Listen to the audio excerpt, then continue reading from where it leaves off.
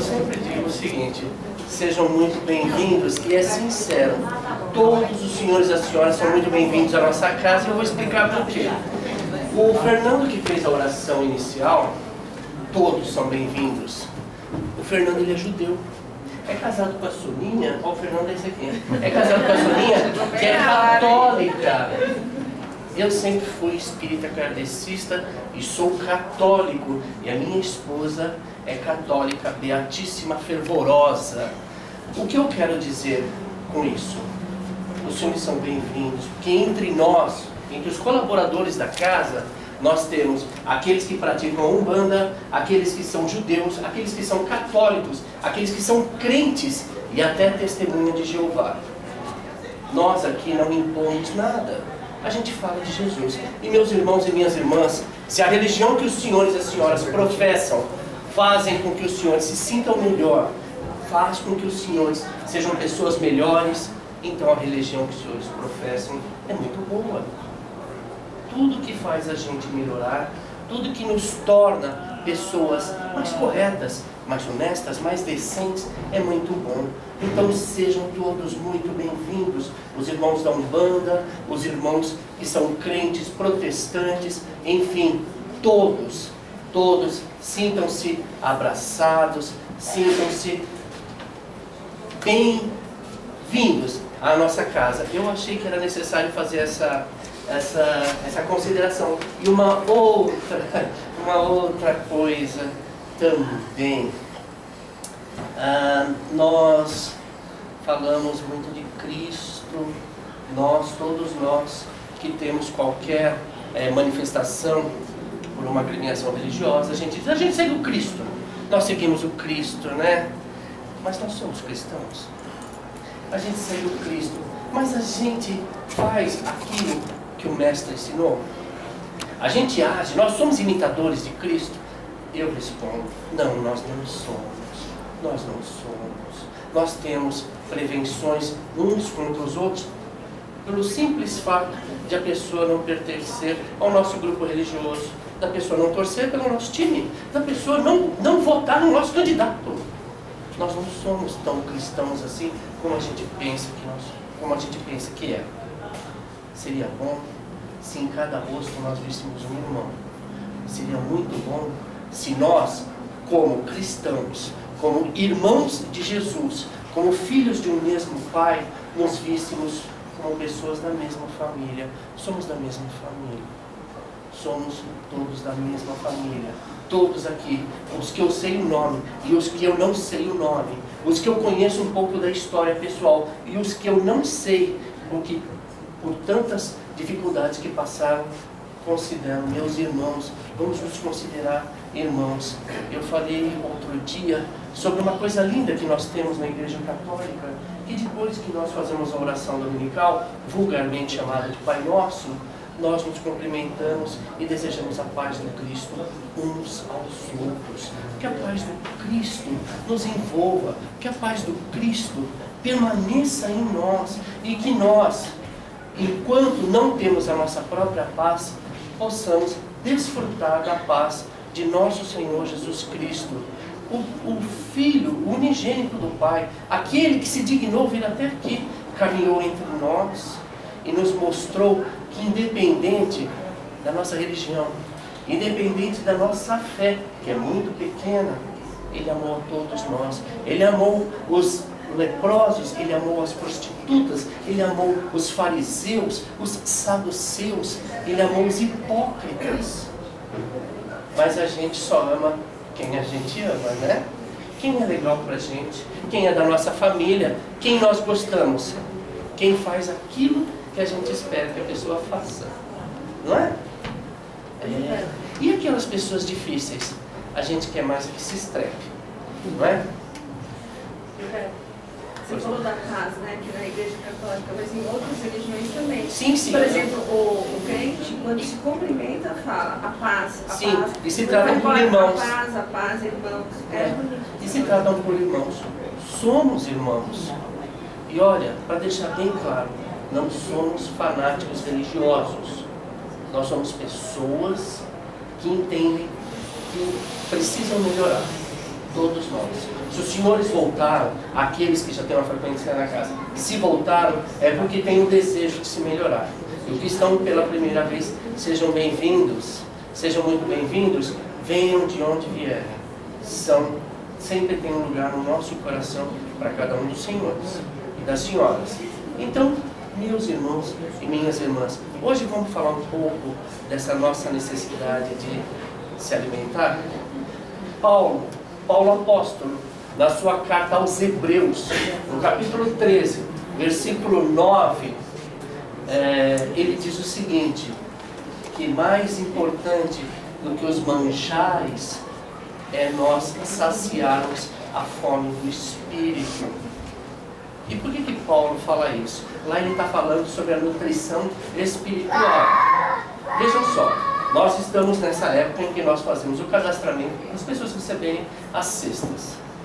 A nossa casa teve um número de frequentadores mais que dobrado, não é mesmo? Porque as pessoas não vêm aqui pela doutrina que nós professamos. As pessoas vêm aqui para fazer o cadastro, para receber a cesta. Nada mais justo, nada mais correto.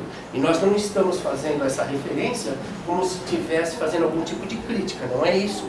Nós estamos dizendo o seguinte, a gente dá muita importância para o alimento que vai para o nosso estômago.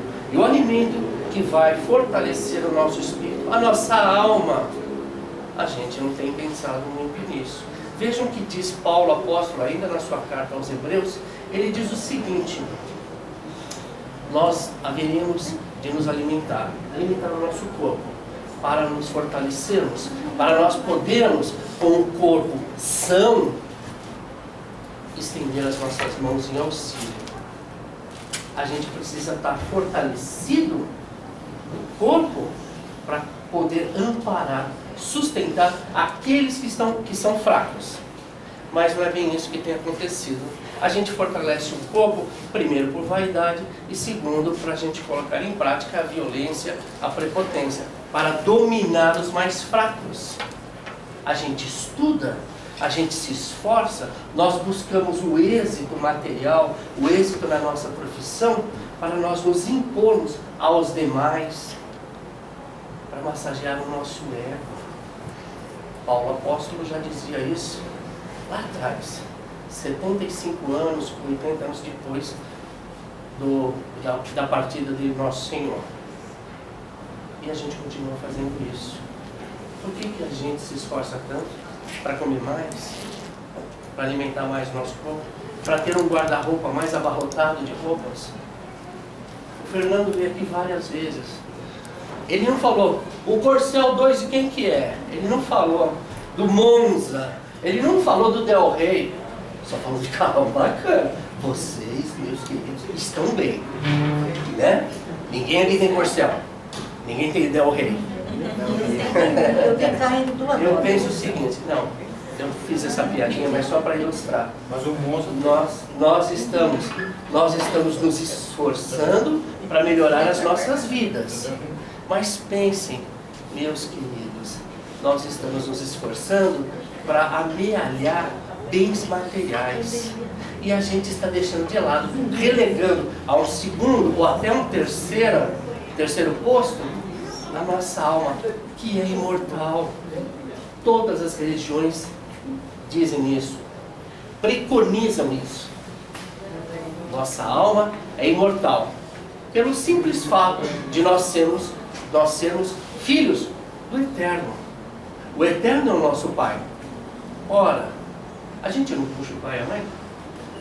Se meu pai é eterno, eu igualmente sou eterno. Aí essa vestimenta carnal, ela vai se deteriorando, a gente vai usando, é como uma roupa.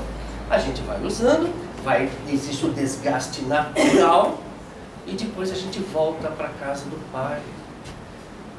E aí a gente acerta as nossas contas. Aí o pai fala assim, filho querido, filha querida, volta. Não é assim? É assim. É assim que a gente faz. Volta a aprender. Né?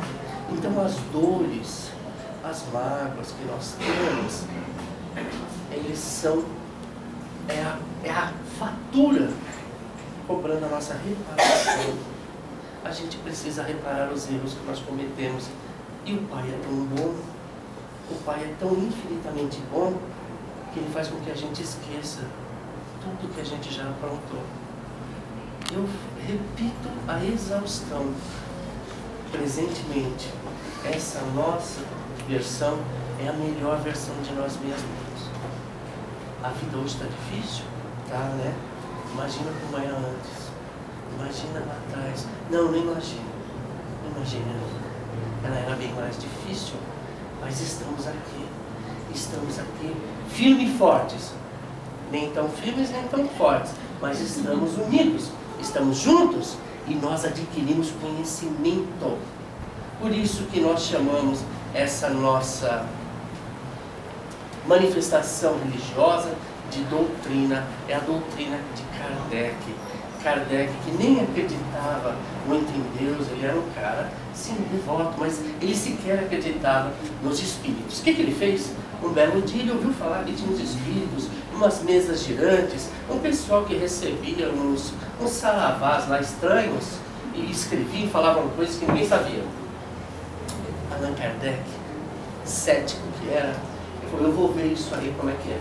Lembrando que Allan Kardec já era um homem feito, já era um homem muito bem de vida, era um professor de renome internacional. Aí ele foi lá ver. E ele chegou à conclusão, gente, e não é que existe mesmo?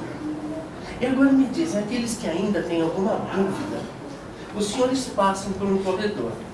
Aí um mineirinho desse tamanhozinho, de nome Francisco, toca nos senhores ou nas senhoras e fala alguma coisa da sua vida. De quando o senhor e a senhora era muito jovem, coisa que só o senhor sabe, só que a senhora sabe. E chama o senhor pelo apelido que a vovozinha de cada um chamava. Não tem como a gente dizer, eu não acredito. E quando a gente recebe uma carta psicografada de alguém que já partiu, endereçada a cada um de nós, falando coisas, particularidades que ninguém mais sabe, não tem como a gente dizer, eu não acredito.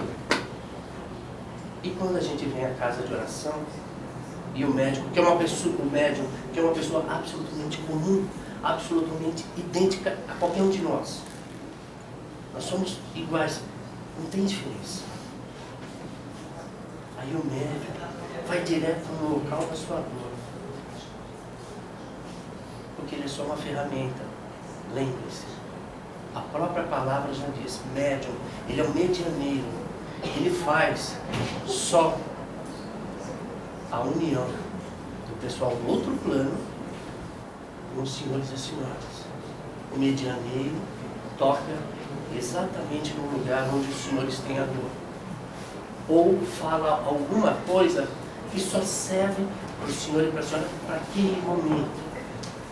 E os senhores saem daqui renovados, não curados, mas renovados na fé e na esperança. E é essa renovação que vai curar a chaga, a dor e a mágoa. Os senhores e senhoras. Simples assim, como água. Ainda falando da nossa necessidade de comer tanto, quantos de nós, quantos dos senhores e as senhoras aqui presentes, matam a sede com esses líquidos energizantes e enervantes? Quantas pessoas se jactam de, eu mato, quando eu tenho sede eu bebo uma série, aí a pessoa elenca uma série de bebidas, mas nunca fala água, né? Água, um líquido santo, um líquido que cura. Bebam mais água, bebam água para se curar, bebam água limpa. Foi isso que nosso Pai deixou para nós, aqui, nesse vale de dores. Aliás, falando em vale de dores, vejam só a nossa penitenciária. Olhem à sua volta. Nós estamos encarnados como se estivéssemos pagando os pecados num mundo maravilhoso. A terra é maravilhosa. Os animais que Deus colocou para alegrar os nossos olhos, as paisagens, as matas, as águas. Deus nos deu misericórdia. Então nós viemos para a terra para pagar os nossos pecados. Viemos para a terra para resgatar os nossos erros. Ou seja, nós estamos cumprindo uma determinada sentença, não é? Mas o Pai é tão bom que nos colocou nessa penitenciária maravilhosa. E o que a gente faz? A gente destrói a terra. E a gente esquece que os outros que estão aqui também estão procurando se melhorar. E quando a gente deveria pensar, eu estou aqui para me melhorar, essas pessoas estão aqui para me melhorar, eu quero mais é que essas pessoas se estrepem, primeiro eu, depois o samba. Não é assim. Nós deveríamos nos ajudar, nós deveríamos nos amparar. Todos nós estamos aqui para resgatar os nossos erros. Todos nós estamos aqui para aprender. Então por que eu quero que algumas pessoas se prejudiquem para que eu possa me beneficiar? Por que eu quero me afastar das pessoas o máximo possível para que eu tenha mais vantagens dentro dessa penitenciária, dentro dessa prisão, esta prisão da matéria? Por que eu acho que o meu espírito é melhor do que o espírito dos outros? Por que minha alma deve receber mais luz que as outras almas? Por que eu me acho melhor do que os meus irmãos? Vamos ajudar uns aos outros? Eu sei que os senhores e as senhoras, eu vou falar uma coisa machista, principalmente as senhoras, quando abrem o guarda-roupa, quase cai roupa, tanta roupa que as senhoras têm, principalmente sapato, né? Tanta gente não tem o que vestir. Muita gente não tem o que vestir. Nós, os homens, a gente usa a roupa até não aguentar mais. Quando ela está bem ruim, a gente usa para dormir. E quando ela está ruim para dormir, a gente usa de trapinho para lavar o carro. Ou seja, homem não doa nada. Mulher já doa um pouco. Vamos ajudar mais as pessoas. Eu sei que está difícil. Porque está difícil para nós que temos bons carros estacionados aí.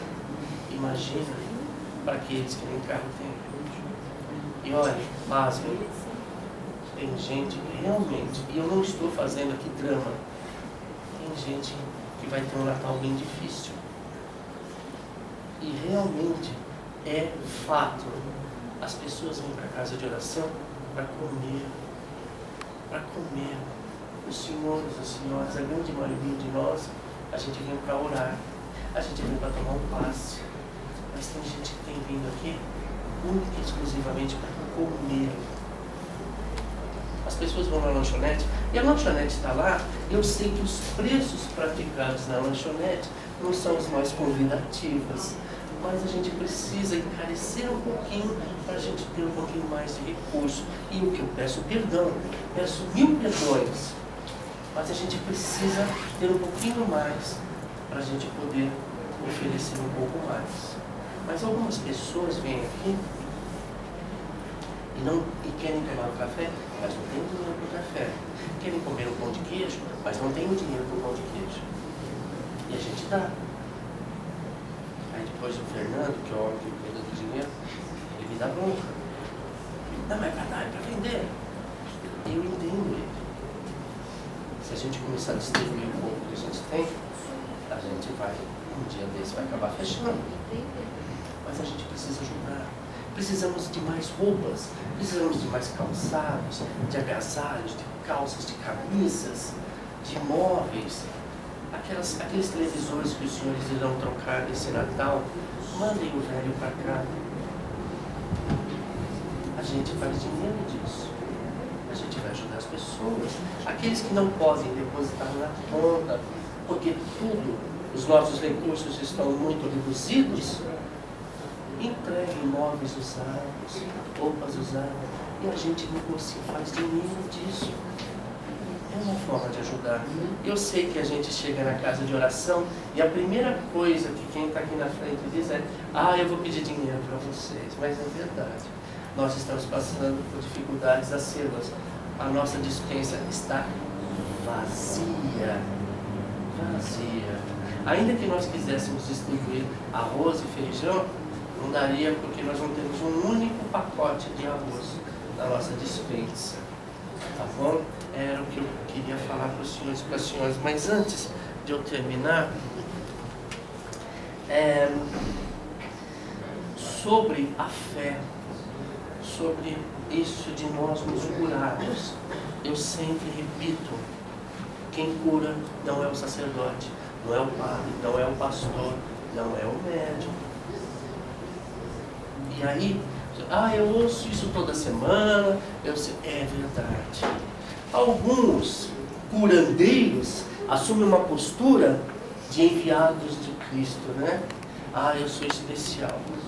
Eu sou iluminado. Sigam-me, porque eu sou aquele que imponho minhas mãos sobre as cabeças e tiro toda a doença de todos aqueles que buscam a sua melhora. É tudo mentira. É tudo enganação. Aliás, meus queridos e minhas queridas, a gente vem sendo enganado ao longo dos séculos. Não vamos mais nos enganar. Quem me cura sou eu. Quem me cura é ela mesma. E como é que a gente se cura? Primeiro, buscando a semente, a fonte do nosso mal. Tem uma música que diz: eu quero conhecer a maldade. Quero saber onde é que a maldade nasce para destruir a sua semente. Busque onde foi que nasceu o seu problema. O que foi que ocasionou essa situação de angústia que os senhores e as senhoras estão passando? Busque a semente do mal que acomete cada um de vocês. E resolvam. Não deixe que outra pessoa administre a sua vida. Nós somos os nossos próprios médicos, amparados por nosso Senhor Jesus Cristo, amparados pelo Pai, o nosso Pai. Não é o meu Pai, mas é o nosso Pai. Jesus sempre falava do nosso Pai, o nosso Pai que está nos céus. Busque. Onde foi que começou a desavença? Se o pulmão não está funcionando direito, por que razão? O que foi que nós fizemos para que nosso pulmão não funcionasse direito? O que foi que nós fizemos para nossa coluna doer tanto? O que foi que nós fizemos para a gente não conseguir ter uma noite de sono? E aí destrua, ou, perdão, melhor expressando, resolva a questão. Sejam os senhores os protagonistas da própria vida. Porque o que nós temos visto, e a gente observa isso já há muitos anos, nós nos tornamos dublês de nós mesmos. Alguém tem que comandar a nossa vida, alguém tem que nos dar a direção a seguir, alguém tem que fazer isso, alguém, pelo amor de Deus, impõe a mão sobre a minha chaga e me cure. Alguém resolva o meu problema, alguém me faça feliz. A nossa felicidade é diferente. A felicidade que eu busco é diferente da felicidade de cada um dos senhores e senhoras. E a felicidade que os senhores procuram, o que os senhores buscam, é diferente. O que é importante para um, não tem importância nenhuma para o outro. Algumas pessoas querem trocar de carro, outras de casa, outras querem trocar de marido. Não é? Alguns adolescentes querem se tornar modelo, outros artistas de cinema, outros querem se tornar jogadores de futebol. Cada um de nós busca a felicidade de uma forma. Alguns querem juntar o dinheiro para sofrer uma intervenção cirúrgica. Não é? Se eu tivesse dinheiro, eu trocaria cor de cabelo. Nós temos ambições, nós temos buscas, nós temos objetivos diferentes, mas nós podemos buscar a felicidade que nós buscamos, seguindo Jesus, com Jesus ao lado, não desmerecendo o outro, não humilhando as pessoas e nunca, jamais prejudicando alguém para nós termos vantagens. E eu vou repetir, eu ia lá, nem vou ler mais, e repetindo, que eu preciso terminar hoje a nossa reflexão. Tudo que a gente fizer nessa vida, para nós mesmos, tudo que nós buscarmos para a nossa família, a gente não pode esquecer que os outros também estão buscando. Eu estou tentando ser melhor, ela está tentando ser melhor, ele está tentando ser melhor. Porque na minha busca pela felicidade, eu preciso pisar nele, pisar nela. Porque eu preciso denigrir essa pessoa para eu poder ter a minha imagem avultada.